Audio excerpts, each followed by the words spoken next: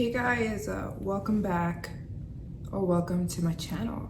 I wanted to do an updated Q&A. It is 7:30 p.m. right now in Dubai. If the camera were turned a little bit, you'd be able to see the Burj Khalifa. It's like right there, but the tilt is off. Anyways, we're in Dubai where I live, but we're gonna answer a bunch of questions that my members asked me. And so let's just get straight into the video. Oh yeah, also before we start, I wanted to let you know that the rice water products that I'm selling on my website that I get from the Yao village, the village of women in China who have the world's longest hair because of their rice water, it's only going to be on sale for another 24 hours. So if you'd like it, now is the time to get it, because I will be going back to China soon to get the products that you guys pre-ordered. So today is the last day, or 24 hours from now is the rest of the time they are going to be available. So yeah, just wanted to put that out there. Also, if you yourself would like to visit the Yao women, it's actually extremely confusing. I lived in China, and even for me, it was very hard to get to these women. They literally live in the middle of nowhere on a mountain in the middle of Guangdong. It's between Guangdong and Guangxi, China. It's confusing to get to them. It really is. It's something I had to figure out on my own, and I tell you what hotel to stay in. I tell you how much money you're gonna need. I give you 3 hotel options. I tell you what to eat. I give you a whole guide, because I think you yourself, it would be amazing if you went to go visit the Yao women. They're my girls. They're like family now. We're so close, business partners and friends. And they always say to me, like, that down below as well. I put everything in this guide. I tell you everything you need to know. I tell you how to get a visa in China, or for China. I tell you how to spend money, because China they don't use cash anymore. If you hand a Chinese person cash, they're gonna look at you like you're crazy. They're not even gonna take it. I tell you what to buy other than the rice water, and I plan your whole trip for you. So go down below if you're interested in going to the Yao women. I've been using their products myself, and I feel like my hair's never grown so fast. I have tons of videos about my hair and the rice water, so so the first question you guys asked was, what inspired me to start my YouTube channel?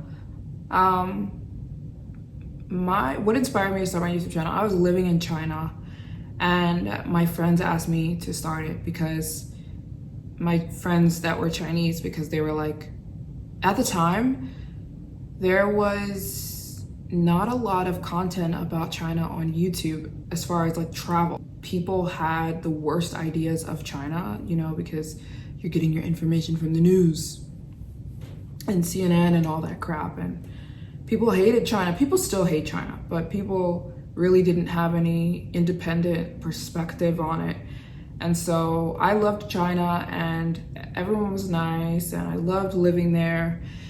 And my Chinese friends were like, can you start a YouTube channel, please, and tell people that you don't hate us, that there's lies and propaganda about us, and show your life here. So that's what I did. I wanted to show my life living in China. I thought my life was so cool. Like, I loved it. I loved living abroad. I loved going to school. It was just so cool to me. So I was so inspired. And I loved putting together videos. I loved editing and all that stuff. So that's why I started my YouTube channel. How do you choose your travel destinations? Well, I'm on a mission to visit every country in the world. So a lot of people don't know that still. A lot of people ask me, why are you going here? Why are you going there? I'm on a mission to visit every country in the world. I hope to finish, and I will finish next year in the year 2025. There are 193 countries in the world recognized by the UN. and I have been to 129 of them. So I'm very close. I've been traveling for 8 years, basically without stopping. And so that's how I choose my travel destinations. If it's a country, I'm going. Now, the order that I go in always changes. I'll have a whole plan about where I'm going and this, and it'll change, like different things change it. Sometimes I'll change it to be near my boyfriend. Sometimes I'll change it depending on the weather. Sometimes there's just, to me, it doesn't matter that much the order I'm going in, but I do try to work in sections. But yeah, that's how I choose my travel destinations. I'm going everywhere, to every country. So if it's a country and I have not been there yet, I will be going. So that's how I choose. What has been your favorite travel destination so far? My favorite travel destination is 100% Afghanistan. It is my favorite place. Not that that's a hard question, because it's not like I want to be in Afghanistan all the time. Every time I'm in Afghanistan for the longest I've been there is 14 days, and I'm so ready to leave. But that's because I can't do me in Afghanistan. I have to wear the hijab, and I can't wear normal clothes. And then to me, I can't handle it. Like, I'm just a girl who I want to be in hoodie. Like, you guys know how I dress. I like baggy jeans. I like hoodies. Oh my gosh, when I get back from Afghanistan and I put on jeans, I remember the first time I came back from Afghanistan, the first time I came back, took off the abaya and the hijab. I put my hair down and I put on jeans and a hoodie, and I felt so blessed. I'm so blessed that I can wear what I want, but I can't take that too long. And just the, mystique of being in Afghanistan, it's a bit thick. Every day is so rich that I get exhausted by the end of 10 days. I can take it 10 days at a time. So it's my favorite travel destination, but it's not it's not where I want to spend all of my time. I go twice a year. But yeah, it's my favorite place. Afghanistan has become family, and Afghanistan doesn't have a president, but the head Taliban is like the president. I've met all the head Taliban. They all know who I am. And yeah, that country is a part of my heart. Literally, it has become a part of me. So, but if I'm talking not a place like Afghanistan, my favorite travel destination, my favorite place on earth it's Japan, for sure. Every time I go to Japan, I stay for at least 3 months. And I feel like Japan is where I spent the most time in the world in the last 8 years of my life, other than China, because I used to live there. But yeah, Tokyo, I have fallen out of love with Tokyo. I loved it when it was less touristy. It has become a tourist trap.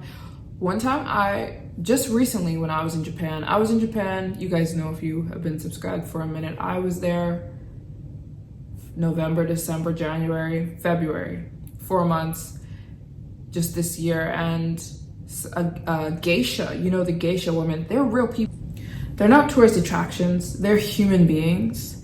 And I think Americans forget that when they travel. That's why Americans are so hated. We are, not me, because I'm American, but I don't act like that. I don't act like a tourist freak, But the touristy Americans, there was a geisha walking down the street. She's a normal woman trying to walk down the street, trying to get to her home, trying to get to her work.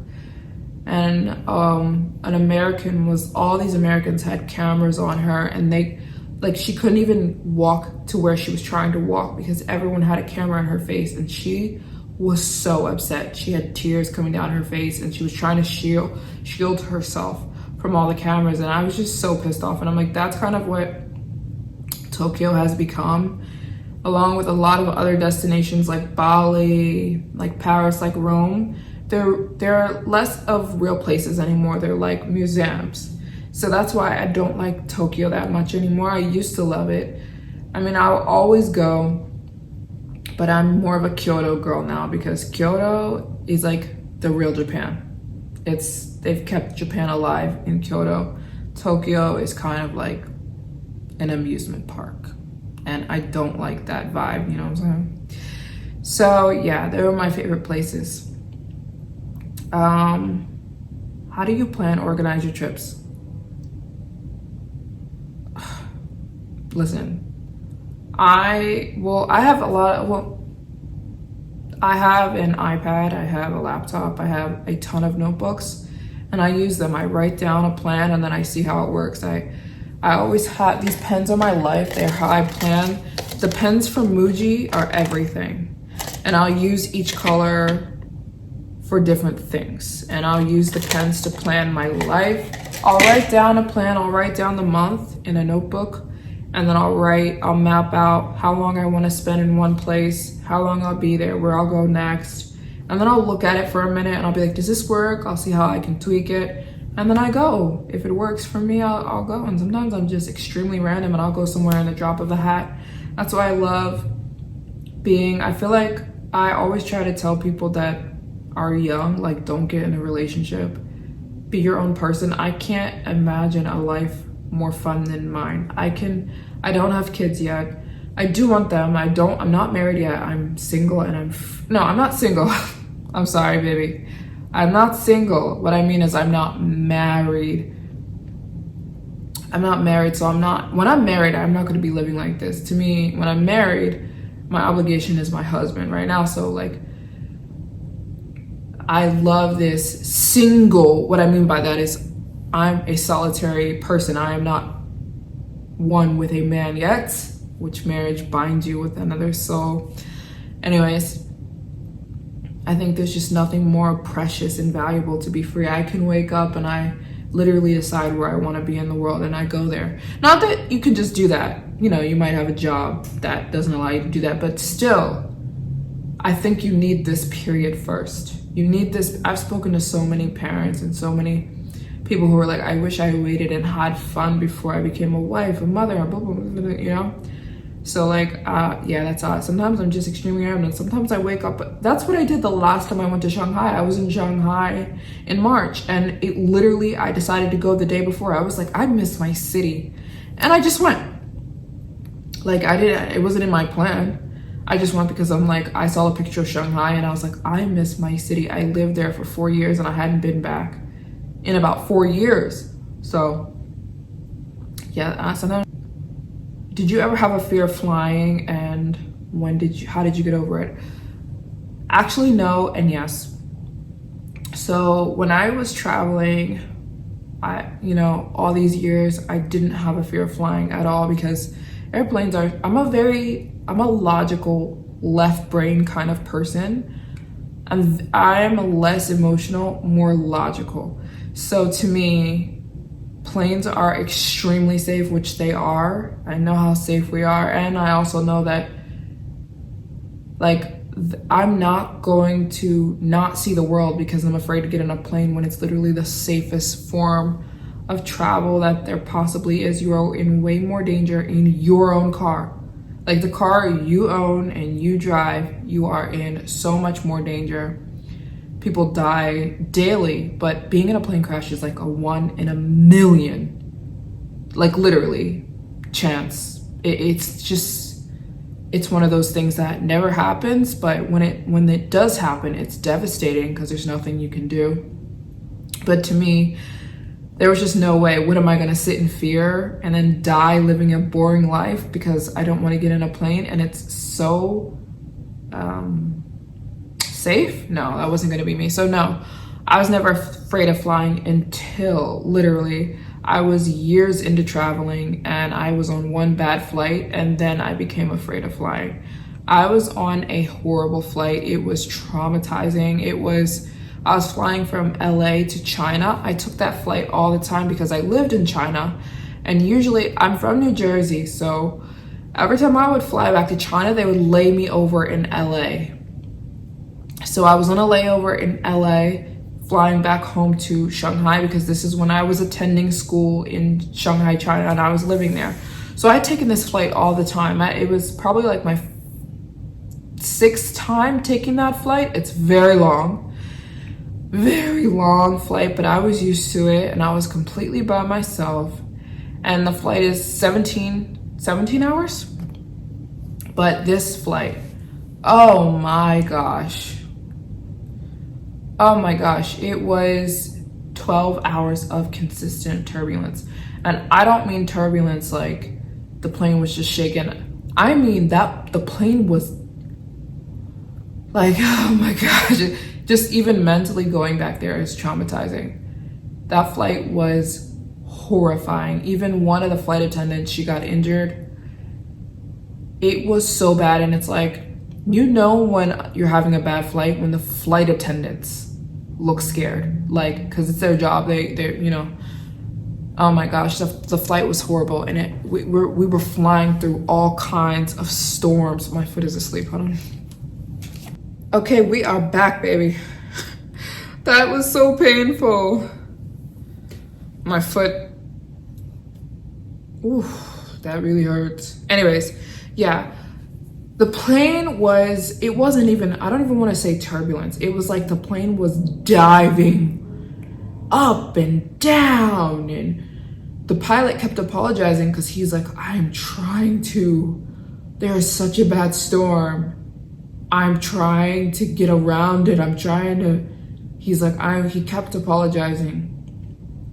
Oh my gosh, like, I even kept the blinds closed because, like, I kept the blinds closed because we were flying through lightning and thunder, and the worst part was I was completely alone on that flight. There was no one with me.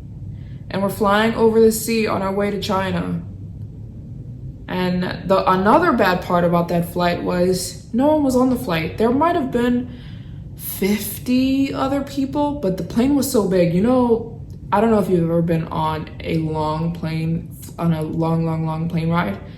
Those planes are huge. Oh my gosh, you don't even feel like you're in a plane. You feel like you're in a building that is taking off, honestly. It was a 380. Yeah, it was an Airbus 380. 800. So those, oh, the planes are huge. There's 2 stories to the planes. But yeah, 50 people doesn't feel like much in one of those planes. So, and especially because I was sat in the back and there wasn't a lot of people in the back where I was. There was like 3 other people. So it was just really lonely. It was horrifying. I threw up twice. From fear, and because like you couldn't, the worst part is like I couldn't catch my breath, like I couldn't catch a break. The plane was just jolting constantly, and like to me that kind of bad turbulence happens probably 1 in 3 or 1 in 4 flights. You'll get really bad turbulence if you're somebody who travels a lot like me. But this turbulence, I don't even, like I said, I don't even want to call it turbulence. It was like, it was horrifying. And I was all alone. And just me and a bunch of Chinese people. It was horrible. And yeah, I threw up twice. And they didn't even bring us any food for 12 hours because they couldn't, the flight attendants, everyone was told to stay in their seats. So we didn't even get food. Because like they kept saying everyone has to stay in their seats. It was bad because one of the flight attendants, she got injured, badly injured. She got hit on the head because she was she was walking during the turbulence. So yeah, there was 12 hours of straight chaos, and this was well into my travel life. I was a new traveler, but I wasn't new. I had been to China, Hong Kong, Japan, Korea by now. I had been back and forth to China many times, never was afraid to fly. But this flight was so bad. 12 hours, you guys, of straight turbulence. Only the last 3 or 4 hours, you guys, did the turbulence stop. And it's funny because when the turbulence stopped, the sun came out and the blue sky came out because the whole flight was dark and stormy. Like there was a terrible storm over the Pacific. And I had never experienced long turbulence like that. 12 hours without stopping. Like I said, I threw up twice, and I was crying, and when the turbulence stopped, the calm came, the sun came out, the food came out. That was an amazing part, because it's not like I was starving because I was sick to my stomach, but it was just nice and it was comforting that, you know, the pilot said we're out of it. The food came out. I opened up the window. There was blue skies. They were like, we're gonna be in China soon. It's delicious food, and we could get out of our seats. And I remember opening up the window and looking out, and everything was peaceful. And still, because it was so terrifying for 12 hours, like I couldn't stop myself from crying. Like I was like my whole body it couldn't relax itself. So I remember the flight attendant was asking me, do you need anything? Is anything okay? I'm like, I'm fine. I just need some cooling off time. Like I've never been on a flight like that in my life. So like in my head here, I'm like, okay, it's over, but I couldn't get my body to stop from being in that traumatic experience. So I was shaking the remainder of the flight basically, and I couldn't even eat. They brought me my food and I was kind of hungry, but I couldn't even eat the food. I was just horrified. I really thought the plane was gonna crash. It did. And I was just like, the plane's gonna crash in the middle of a dark ocean. That was the worst part. Like when I was looking out of the plane window, I would take peeks because I was scared. So I would just peek, right? And you'd just see lightning and clouds. And then you'd see like the sea. It's so eerie because it's like the flight from LA to China goes around flat earthers, for people who think the earth is flat. Then how can you fly from LA to China and you're just over water, right? Because the earth wraps around, so it's just water, and there's nothing there. And it's funny because when I would look out of the window, you're just over a dark ocean. So I'm thinking this plane is gonna crash, and I'm just gonna be, even if I survive the plane crash, my body's just gonna be thrown somewhere in the dark ocean between China and the US. Like, it was horrifying and extremely lonely. Like I said, the flight was so empty. So yeah, that was the worst flight. After that flight, I became ridiculously afraid of flying because I kept replaying that flight in my head. So I remember when the plane landed in China, I literally said to myself, am I going to be able to get back on a plane? Mind you, this was like 6 years ago, right? This was like 5 years ago. So, but I really couldn't. I remember when the plane landed, I was saying to myself, Maryjane, are you going to be able to get back on a plane? I couldn't picture myself walking back on a plane, but obviously I didn't want to be trapped in China for the rest of my life, but I just couldn't imagine getting back on a plane because that flight was so horrifying and so scary. So yeah, that was the worst flight. And then I became afraid to fly. So I would have panic attacks for like 7-8 months. A fear was born that day, and for like 8 months I would have panic attacks every single flight. But honestly, I'm so grateful for that time because it really taught me a lot about conquering fears. It's like fear just means frozen. Fear, it is okay to be afraid, right? Fear means frozen. Fear means you're frozen. You don't do something because you're afraid, right? You can be courageous and afraid at the same time. And that was a big testament to me because I kept getting on planes. Obviously, I've been traveling and I haven't stopped since. But I kept getting on planes even though I was terrified. I was so terrified because I was replaying that horrific flight every time I'd step on a plane.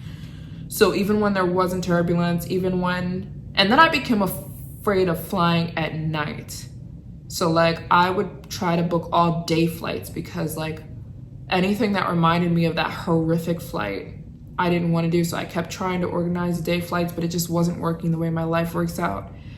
But anyways, yeah, that was a horrific flight. And that triggered a fear in me that didn't even exist prior. And then I had to overcome that fear. And I remember I told this story before that I asked God, please don't make there any turbulence on any flight. Please, please, please. I'll do anything you want. Please just eliminate turbulence from all of my flights, eliminate storms from all of my flights.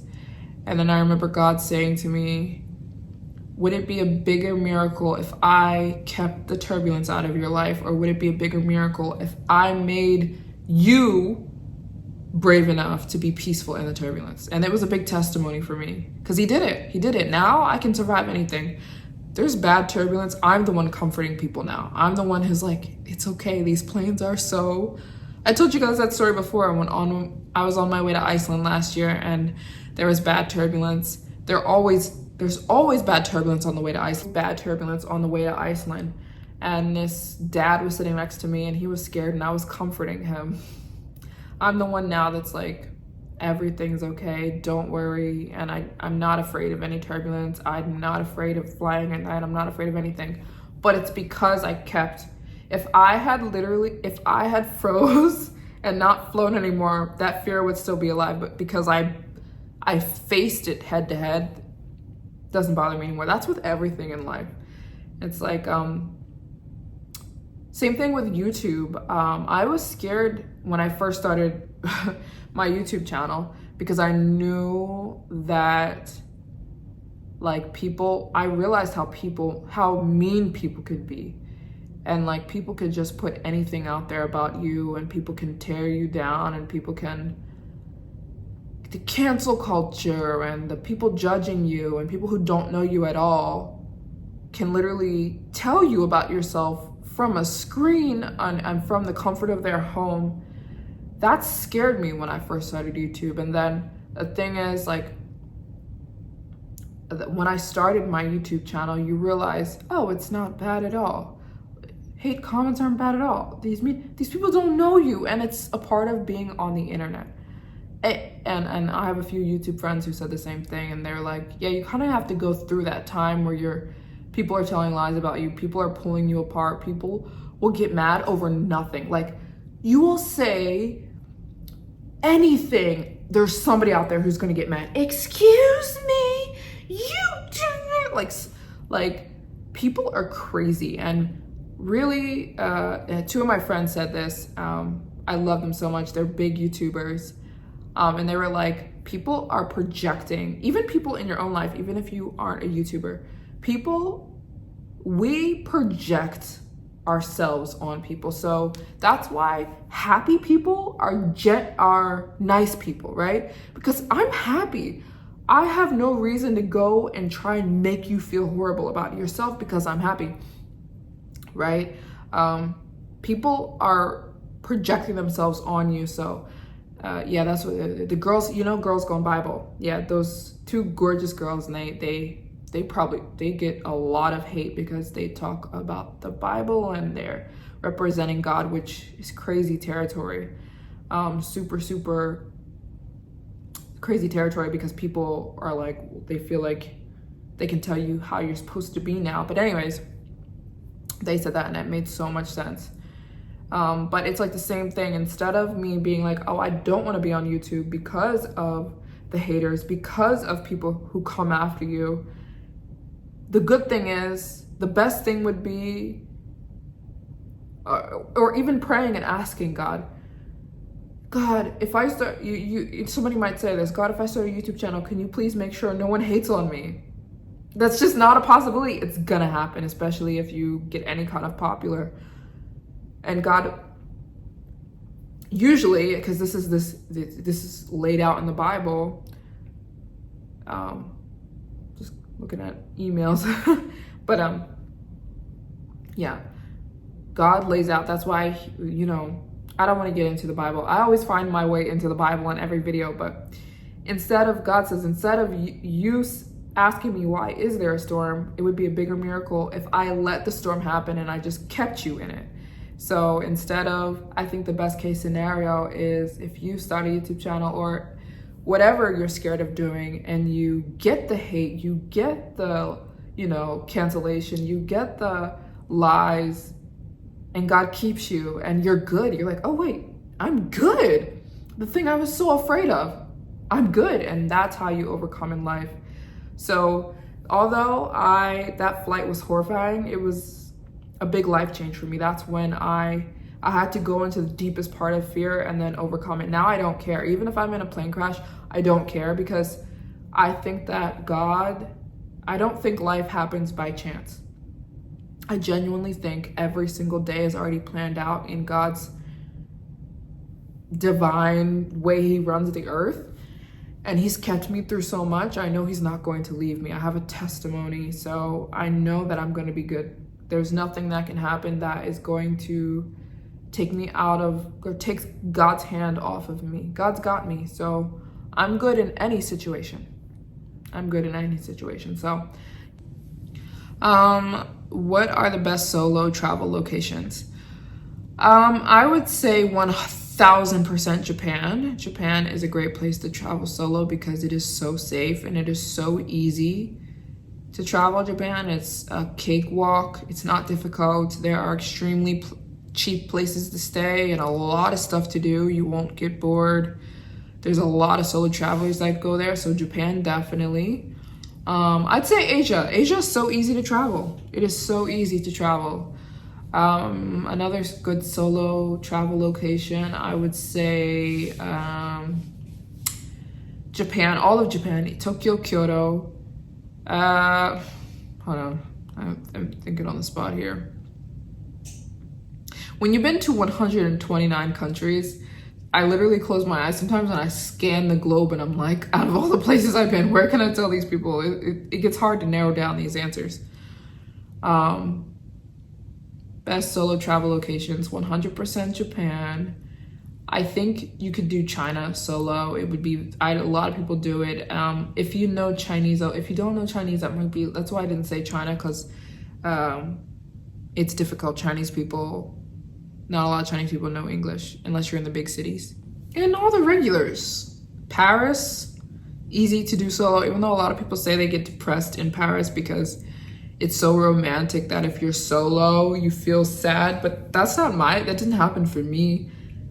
When I was single, I wasn't sad in Paris. I was living my best life. I love Paris. Like, it's a home. It's not even, there's certain places that don't become travel places in my head. They're homes. Paris is a home for me, and I have the time of my life there, and I wasn't lonely. And seeing a lot of, they are very lovey-dovey in Paris. Everyone's kissing, everyone's holding hands. You see a proposal every 20 seconds. But to me, it didn't make me sad. I think it would be a good place for you to solo travel. You could backpack all of Europe. Europe is so easy to travel, one after another. If I were you, going to backpacking, you don't have to have a backpack. I would never do that. I look at backpackers and I genuinely don't know how they do all that. Like, my back hurts just looking at them. I need a suitcase. I'm sorry. I need a suitcase. I think an easier way to answer this question is places you shouldn't solo travel. Places you shouldn't solo travel. I know you guys are American. So I'm like, do I say any US locations? I don't know. This is my job. I should know, right? I wouldn't solo travel New York. It's very dangerous. Do not solo travel London.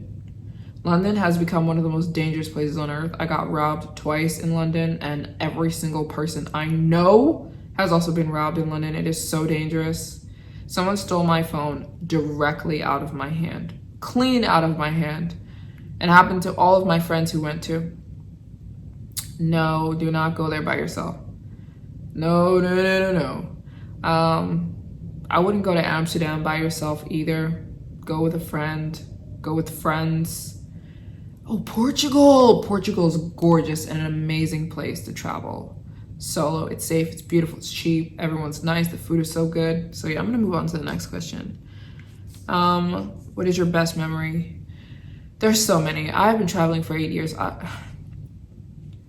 But I will say one of my best memories is Afghanistan in general. And I'm going to make a story time about this. I keep putting it off because I'm like, I don't know why. Maybe I'll do it soon, but because I have all the footage on my phone still. But it was when I lost my phone on my flight back from Afghanistan, and the Taliban was on my flight. and they were ripping apart the plane looking for my phone. I was literally crying because